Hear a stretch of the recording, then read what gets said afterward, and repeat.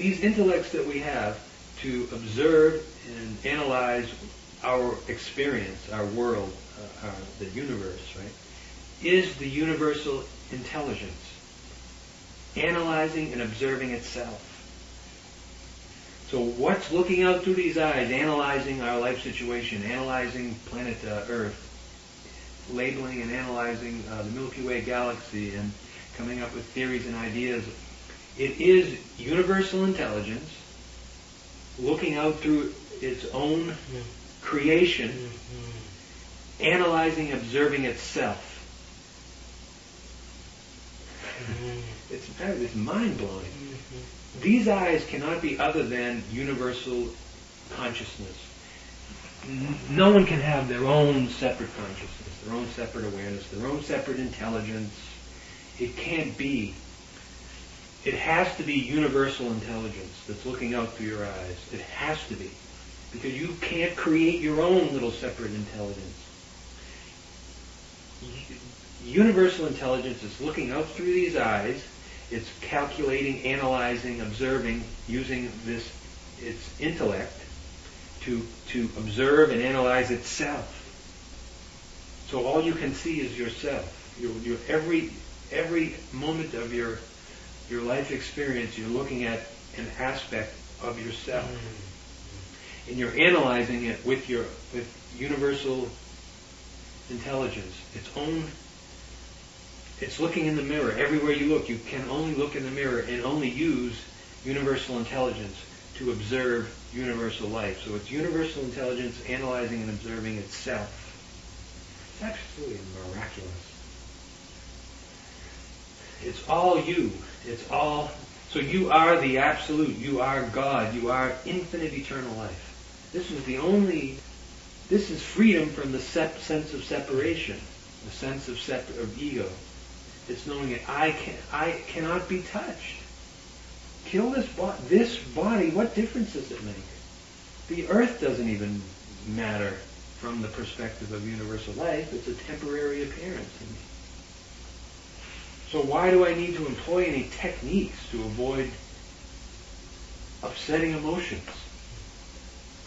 I don't need any techniques. Bring them on. Upsetting emotions. So what?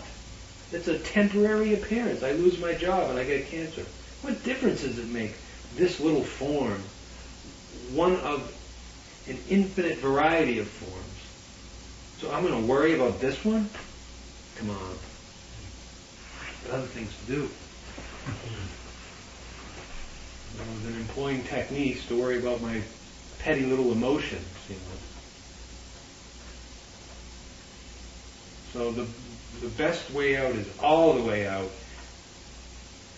This is God's body. Let God take care of it. It's His problem, not mine. I don't need any techniques or strategies. Realize how petty that is when you realize, you look at it, we want strategies to avoid our little emotions. You realize when we back away from it, we realize how petty that is. Poor little me, I don't want to get upset and cry. But so what if you get upset and cry? So what? This isn't being cold, and this is backing away from this separate sense of petty ego, and backing into the absolute, which is what we have to be: infinite, eternal, universal life. You have to be that. We cannot separate ourselves from that. Because 6 billion years ago, where were we? We're floating in space. And here we are. Well, it's no different than me. 50 years ago, I was floating in space. I don't know. We know that these bodies are made up of elements, of the universal elements. No matter how we look at it. And certainly we, as the expressions of universal life, I didn't do anything. This form did not create itself. The mysterious universal, the mysterious source of all existence, or God, or universal life, or whatever it's a mystery how it all happened. We cannot be separate from that. So what strategies do we need to employ to avoid our petty little emotions? None.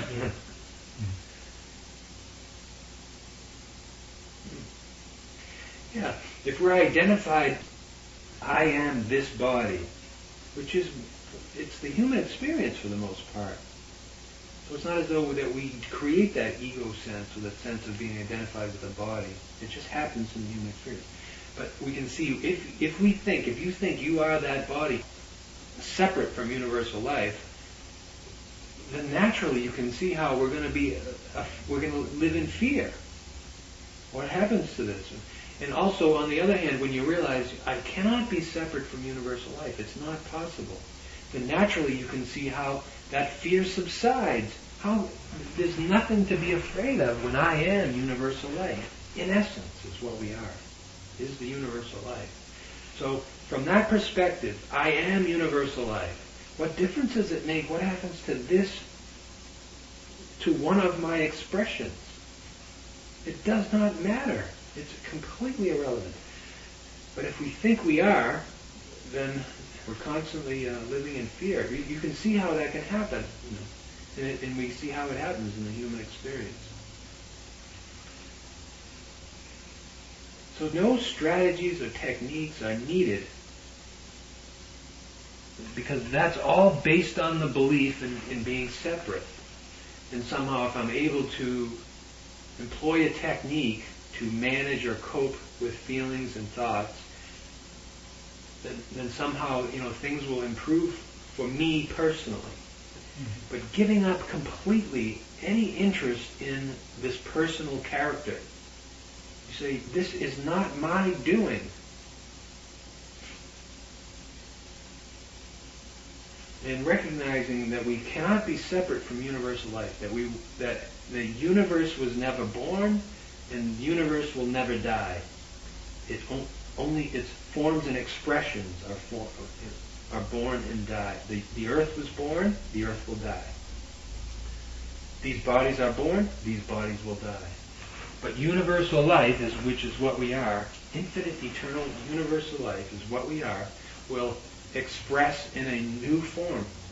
So knowing that I am the Absolute, it doesn't matter what happens to this. I don't need any techniques and strategies. It doesn't matter what happens to this body. What difference does it make? I will express in a new form. I don't need any strategies. This is absolute freedom from the separate sense of ego. It's peace.